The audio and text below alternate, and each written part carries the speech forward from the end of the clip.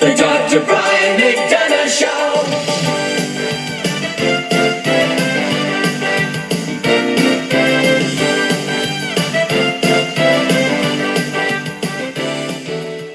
Hello, and welcome to the Dr. Brian McDonough Show. I'm your host, Dr. Brian McDonough, and today I have a very special guest, Attorney Ty Cobb.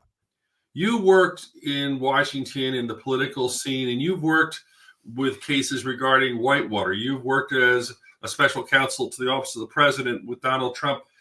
Why are you even focused on that? How did you get into that, dealing with many of these politicians? Yeah, I grew up in a little town in Kansas. My dad was a Navy fighter pilot, and I was the oldest of 8 kids. And growing up in the 50s and 60s, which was sort of a happy time where people were very united around their country.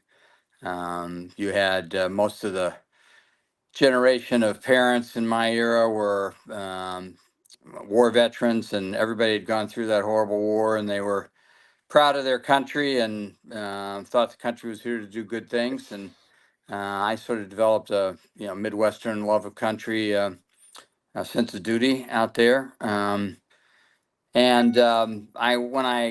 I got out of college, I wasn't really sure what to do. I spent some time trying to figure that out, and ended up working on Capitol Hill. I was a legislative assistant for a couple of congressmen, and then I went to law school. And after law school, I clerked for a federal judge, and then became a federal prosecutor.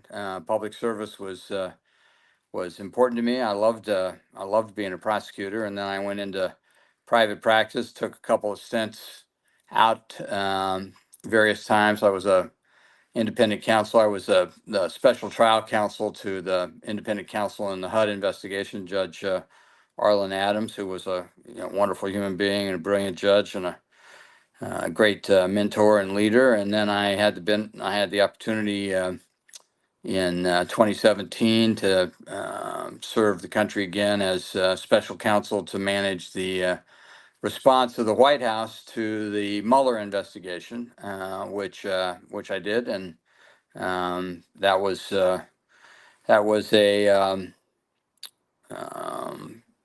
opportunity to sort of stretch my skills and learn more about the world and challenges, and how to navigate them. And I enjoyed that immensely as a experience, professional experience. And I've had the good fortune since then to have the opportunity to comment from time to time on serious issues facing the country. And I'm surprised to be here, but I'm glad that you had me on. Appreciate it very much, Doc. Well, Ty, the thing that I really saw and I admired in you was your partner, executive in a major law firm. And obviously, I'm sure that's lucrative, and I'm sure there's a lot of dollars you give up, but you went from that to serve the country, that's a sacrifice, not just in time, but truly treasure as well. When you made that decision, it must have been something where you felt like you wanted to give back or whatever. Yeah, I mean, it was a situation where if the president asks you to serve your country, notwithstanding whoever the president may be, you really, at least I was brought up in a way that made that a simple choice for me. I'm always a little bit stunned at people who, demonize, public servants on the basis of who they may have served, on the theory that they were serving an individual. That's not the way most public servants actually view their service. They think they're serving the country, and that was certainly my view. I was always an optimist about the resilience of the country and the leaders being born and coming up, and their willingness to serve. And I think that is missing now.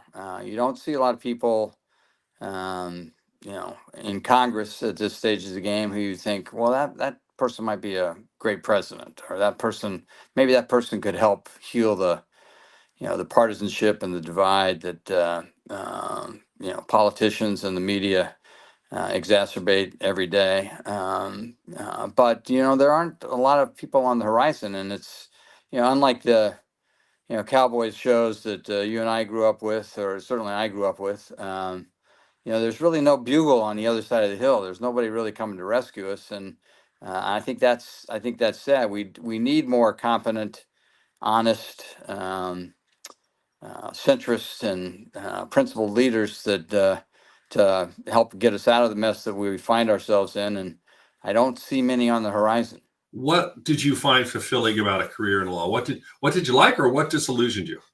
So I went to law school because my father was not feeling well and asked me to go to help support my younger brothers and sisters. And I didn't go out of real passion for the law, or because that was what I had always aspired to. But I went, because I love my dad, and he thought that was important. So I said yes, and I did it. Now, having said that, I loved my career. I really enjoyed almost everything I did. I learned so much in terms of just as personal challenges and a window on your own soul. The challenge of doing the next right thing. I love that. And as a litigator, particularly in the criminal world, as a prosecutor and later as a defense attorney, and in the political world, representing leaders, national leaders, presidents, and cabinet officers and Congress people. I've been very fortunate to be confronted with difficult decisions every day, and the lack of opportunity to be wrong. One of the things I also noticed that you're doing now, you have a home in Kiowa Island, and you're involved in trying to preserve the environment too. Like you're looking at things, and I'm very familiar with that area, and there's a lot of people who could make a lot of money by making changes in what is a beautiful natural barrier island. How about that? How receptive are people now to preserving our environment, like trying to do things to keep perhaps what we took for granted when we were young?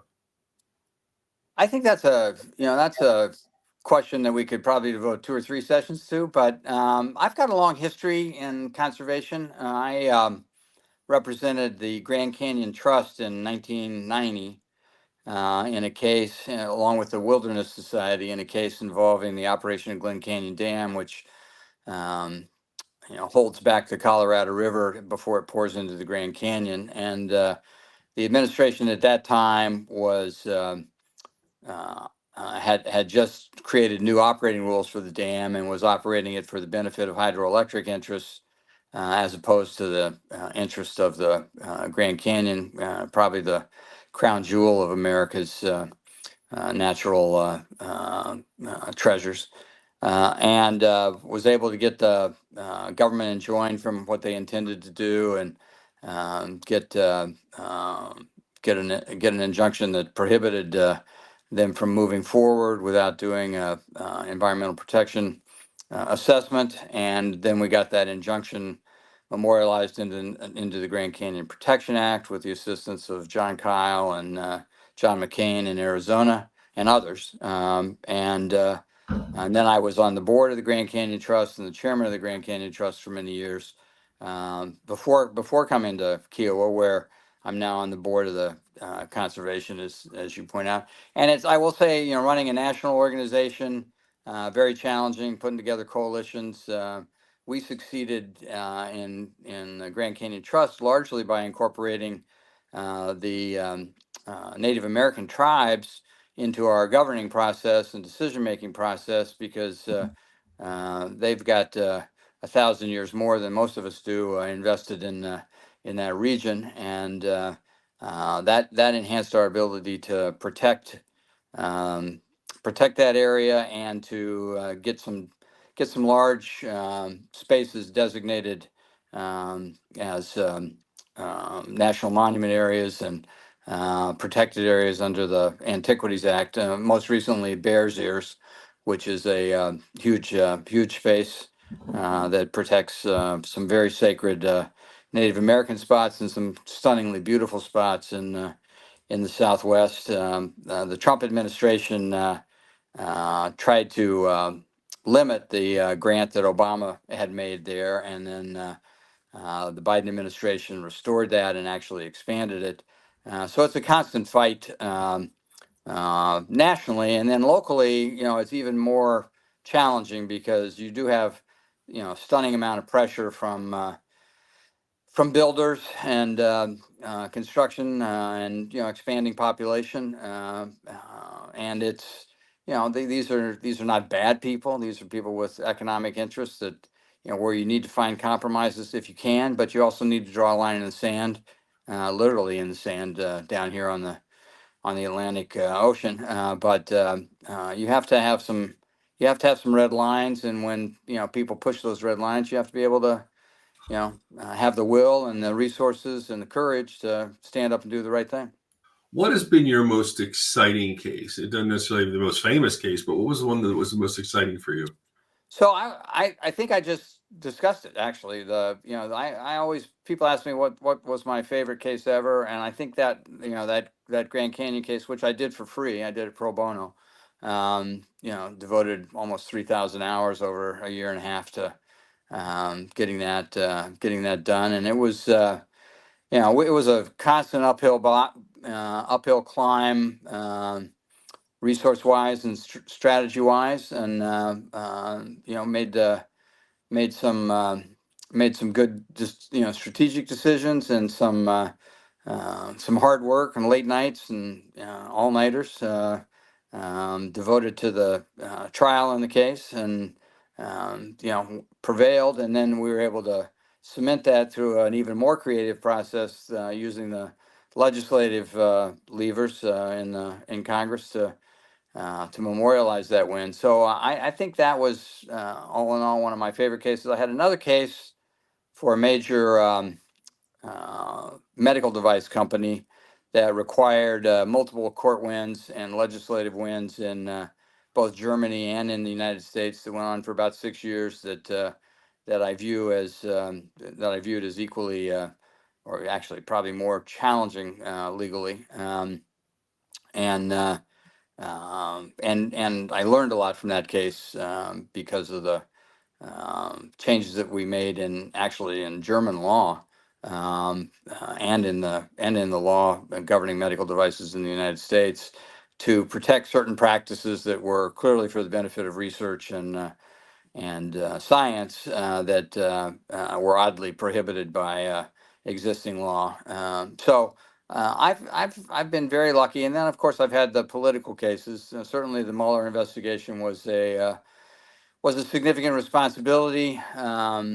I can say, to the surprise of many, that the people I dealt with on the Mueller team, while they had a point of view, and there was a great deal of perceived partisanship, they still acted professionally. We were able to do it in a cooperative way, to frame the responses within significant portions of the United States government, the Office of the Special Counsel, and the White House, in a way that preserved a lot of the constitutionally important principles that govern that investigation: executive privilege, and other Article 2 powers. There were thorny issues, but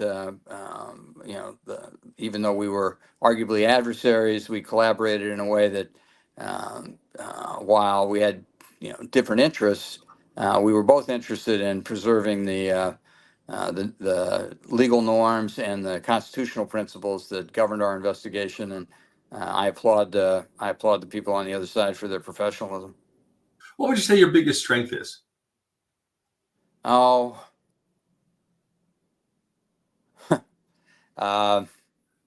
common sense and sort of the philosophy, framed in large part by my Midwestern upbringing, but my interest in my 53-year interest in Buddhism, trying not to get angry or judgmental, and to focus on the real problems and not the emotional aspects of challenges, but the actual things that can make a difference. And it's like every new case or every new challenge or every problem is a chance to see, can you do this?